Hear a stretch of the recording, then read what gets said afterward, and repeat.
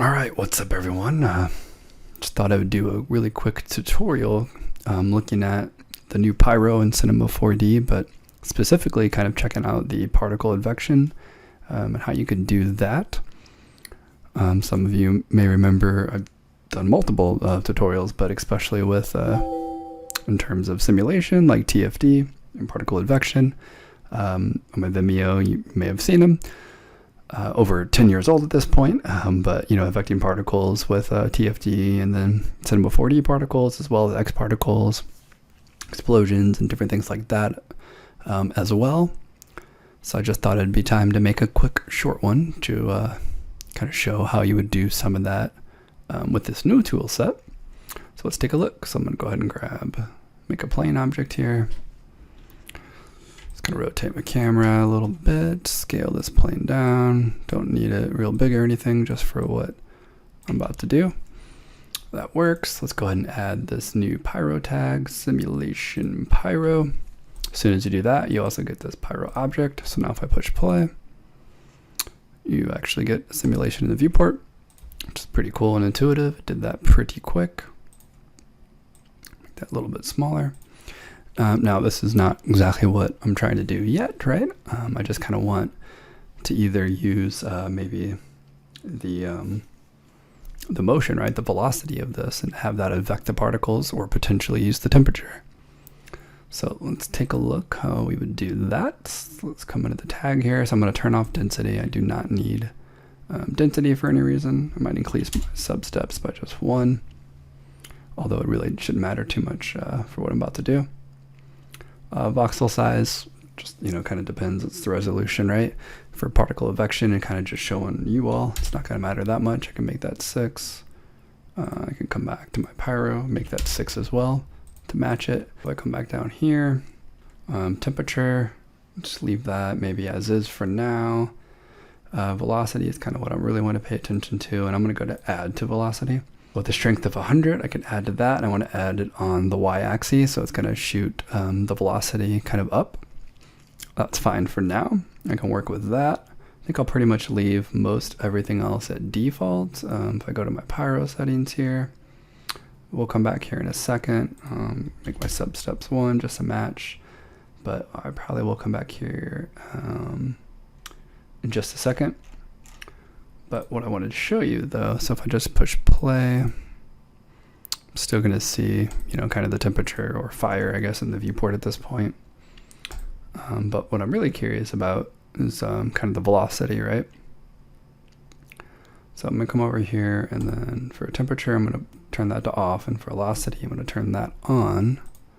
I'm going to push play. So now you can see velocity kind of in the viewport. And I could also, I think, go to my Pyro settings here, shaded, go to velocity, see if that looks different at all. Yep, still more or less looks the same. Go back to shaded. Okay, so there's some options to change your shading, but that's okay. We're gonna use that for now. Let's take a look at a couple different things here. So let's just grab a normal regular particle emitter, just a real basic one, right? I'm going to take this and scale it down, maybe 20 by 20. Let's just rotate it. So we are looking up. Something like that. If I push play, if I turn off my Pyro for a second, push play, you can see we're just shooting particles up. Pretty simple, right? Let's go back to our particle emitter. Let's add some more particles. 100 by 100, turn render instance, sure. All right, so I got some particles shooting up. The speed, I want to bring that down a lot because I want a little bit of motion from the particles, but then I want my simulation to kind of move them. But a little bit of motion's fine, just so you can see a couple of different things. All right, so that's cool, it's working. Now if I have that set up, turn on Pyro, I can hide Pyro, but I have it back on, push play. You're not going to see really anything happening yet. It's not like it's affecting the particle yet. Got a few things we need to set up here. So one, I can go into my Pyro settings here. See where it says fluid force factor? Let's go ahead and increase that. Again, I don't expect, really anything to be changing yet. I could even like crank this up to like 5. And nothing's happening quite yet, but that's to be expected at this point. There's a couple things I need to add here. So let's go ahead and go to simulate. Let's go to forces. Let's grab a field force. Okay, we got a field force here. And in that field force, I want to drop our pyro. And then maybe go to our strength, crank that up a lot to like 100. Okay, so we can go back to our emitter. Right now our mode's on exclude, so it should include the field forces. Let's just see if that does anything now if I push play.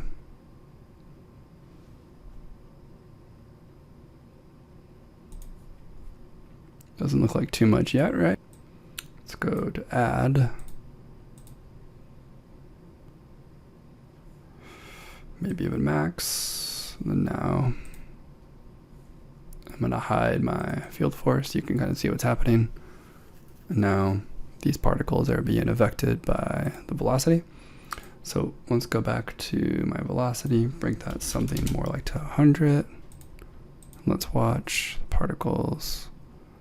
You can see it being affected by that velocity, which is pretty nice. Let's come in, we have some turbulence, maybe add a little more turbulence.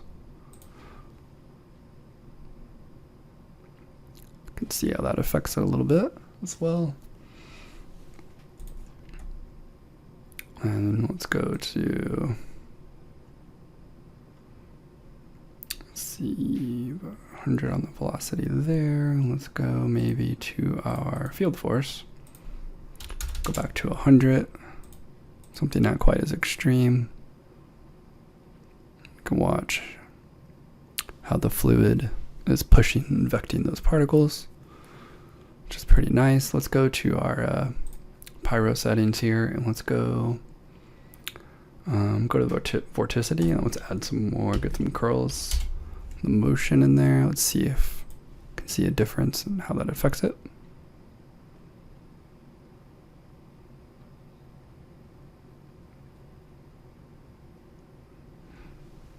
So that looks pretty cool.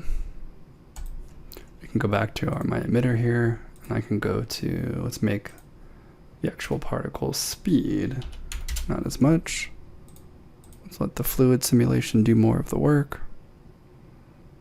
How it advects it, like so. I could come back to my velocity here.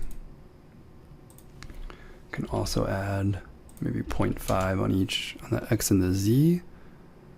And then now it's gonna velocity kind of all around it. Let's increase every axis. Let's see how that affects it.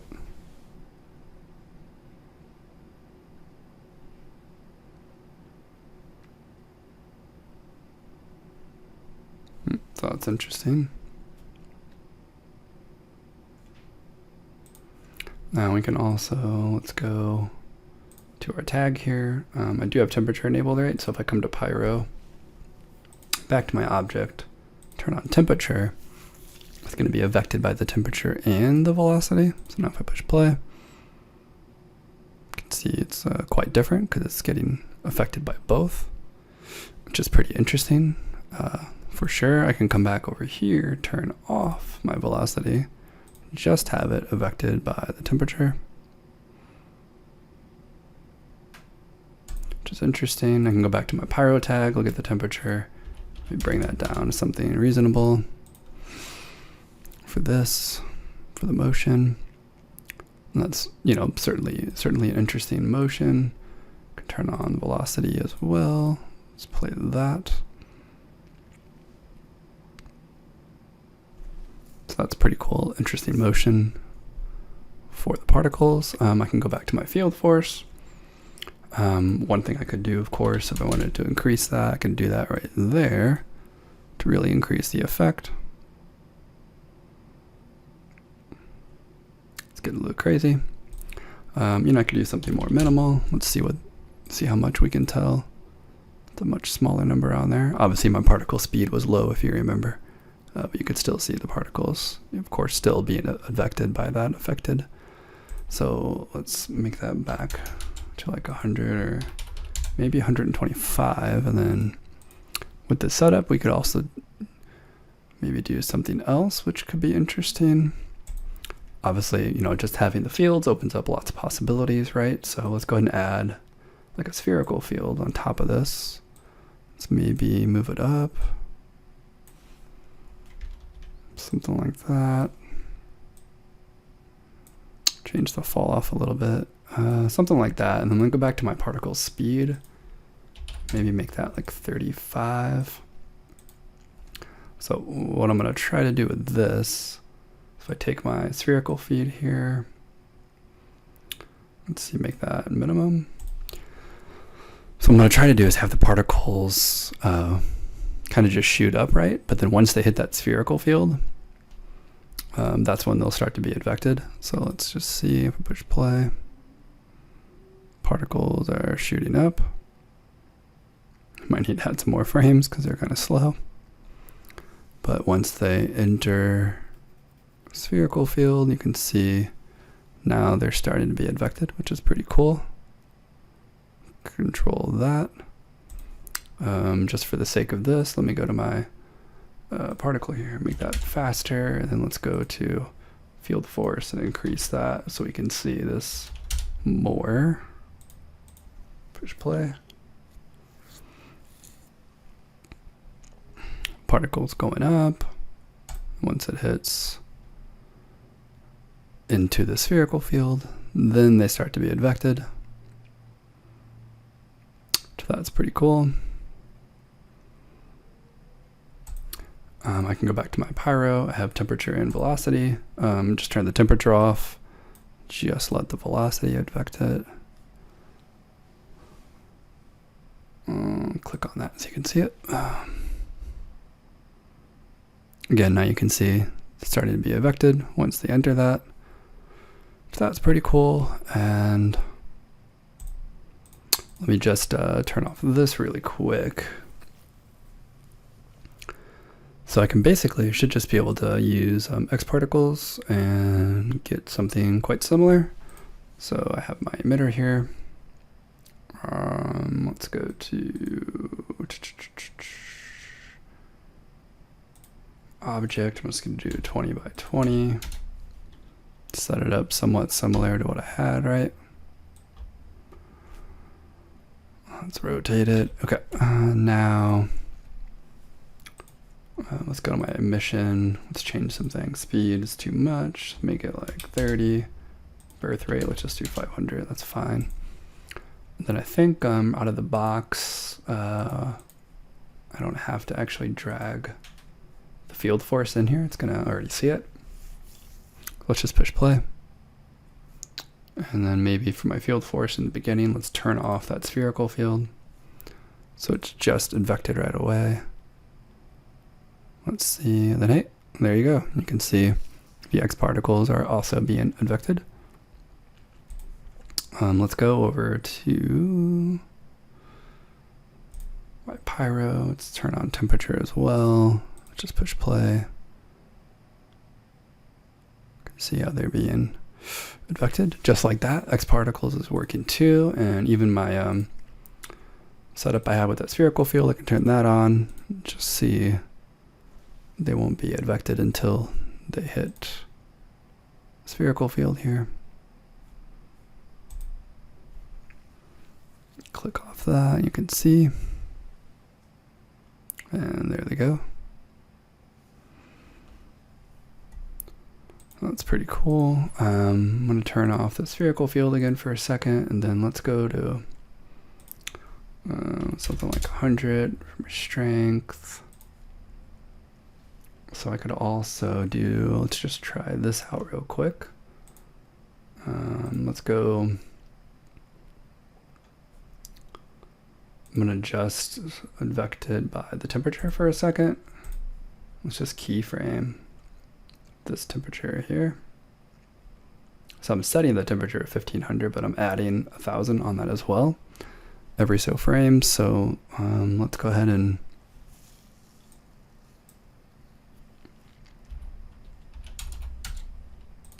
make that lower, but then we'll keep adding a higher temperature. Just like that. Let me just see what that did. Let's push play. So they're being infected, as you can see, by the temperature.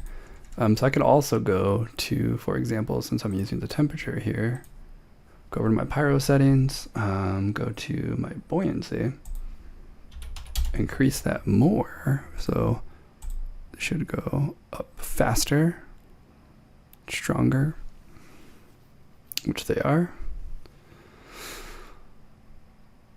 So that's interesting. But what I want to do real quick, I just want to see if this works. Haven't tried it myself. I mean, it should work theoretically, unless there's a bug or something, but I'm going to go to maybe like frame 17, make keyframes for the temperature, zero those out, push play. Then it's going to slowly start to increase the temperature, and I can maybe just move that so it's a little bit more obvious. And there, and bam, then it hits it, and then it starts to infect it. Cool, so that's pretty cool. I just a small little thing. Another thing you could probably look at with this setup, if I turn off my emitter, right? And I go back to my Pyro. Let's reveal that for a second. I push play. Let's go object. So we're looking at temperature, so push play. And you can see there's my temperature, right? Because I have it keyframed. I might move my keyframes. Actually, I might just delete the keyframes for this example. We'll just keep it as is. I'm going to add more temperature. Okay. So I push play. You can see what I got going on here, right? Okay. But let's use that to maybe move a dynamic object. Let's grab a sphere.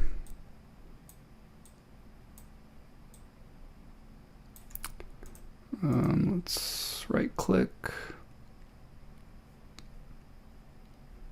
Let's make a soft body.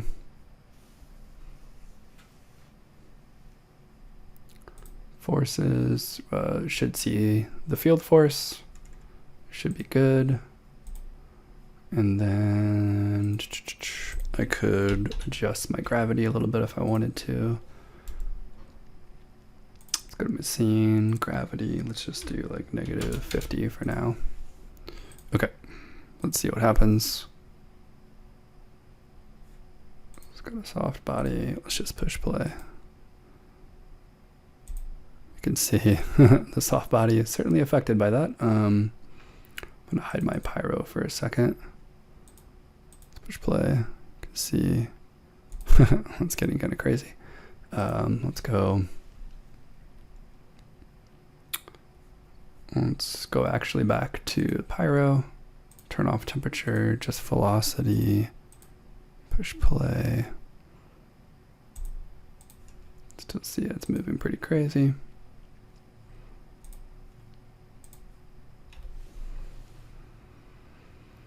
Maybe I could do a little mix animation with force 0.5. Let's see what it does. Let's go. Oops. So like 50.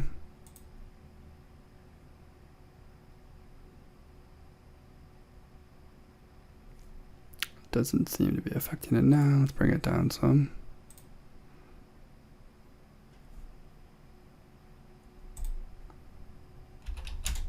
There we go. Starting to affect it, which that in itself is a pretty interesting effect. Restart that. Let's look. Starts to move.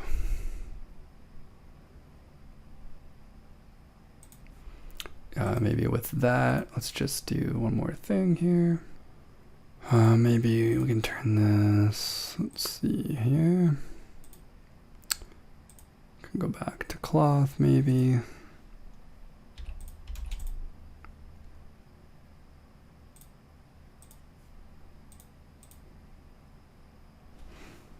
Let's see what we get. A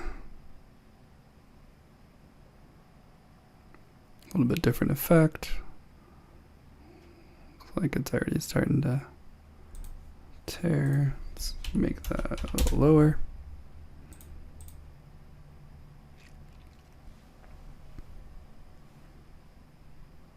Definitely starting to tear apart because of the fluid.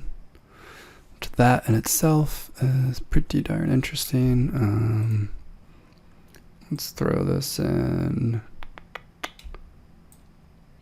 Oops, cloth surface. A little bit of thickness.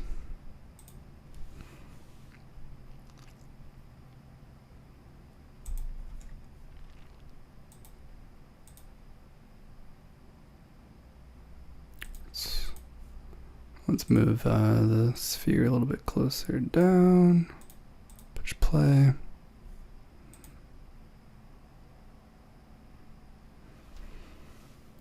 I mean, that in itself, obviously there's a whole lot of stuff I can do to it, but just for like a quick example, I think that is rather interesting, the control we have when it comes to using like a unified dynamics kind of simulation system, which is pretty sweet, in association with fields as well.